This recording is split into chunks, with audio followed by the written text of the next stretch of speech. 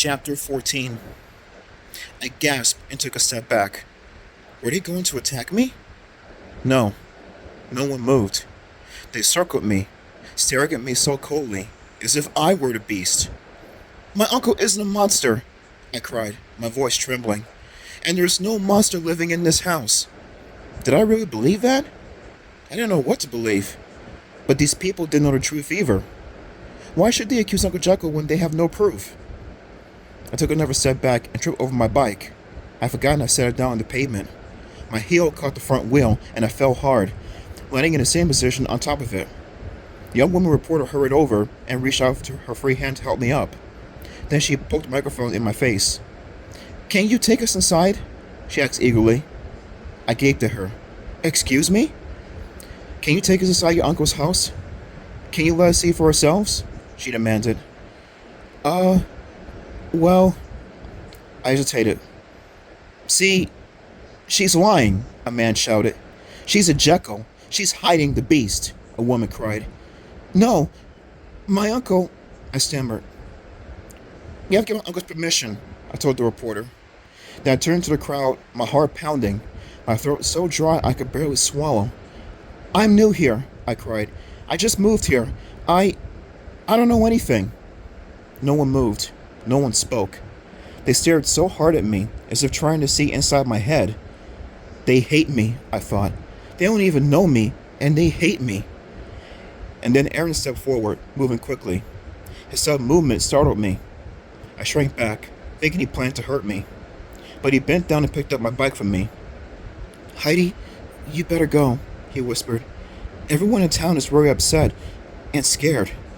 "But I started. "Last night was so terrifying," Aaron whispered. "No one knows what to do." He handed the bike to me. "Hurry, go back to your uncle's house. You'll be safe there." "Will I?" I wondered. I jumped on the bike and started pedaling away. Will I be safe there? I spent a dreary afternoon in the house. Uncle Jekyll never came out of his lab. I searched for Mariana but couldn't find her. A freezing rain pounded the windows. The house was cold and damp. I pulled a heavy wool sweater over 2 t-shirts, but I still felt chilled. I explored the house for a while, pulling open doors, searching rooms cluttered with old books and magazines. I poked my head into the room with the scratched walls. I imagined a wild, snarling creature locked in there. I pictured it roaring furiously as it scraped long, curling claws over the walls, shredding the wallpaper, shredding it. With a shudder, I backed out of the frightening room and pulled the door shut. I reminded myself not to go back in there. I made myself a sandwich for lunch, then spent most of the afternoon reading in my room. A few hours before dinner, a man arrived from the county phone company. Sylvia showed him into my room. I watched happily as he installed a phone on my desk. "Yes!" I cried after he left, pumping my fist in the air. I couldn't wait to try my new phone. I was desperate to call my friend Patsy back in Springfield. "Well, Heidi, how is it?" she demanded after we said hi and how much we missed each other. "How's your new home?" "Well," I hesitated. I didn't want to tell her how strange and frightening everything was, but I couldn't hold it back. I had to tell someone.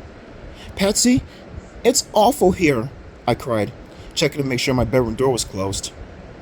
"My Uncle Jekyll, he's totally weird. My cousin Mariana is so unfriendly, and there's a creature, some kind of creature that keeps attacking the village. The people here—" I stopped, breathing hard, and listened. What was that clicking sound I kept hearing? And then I heard breathing.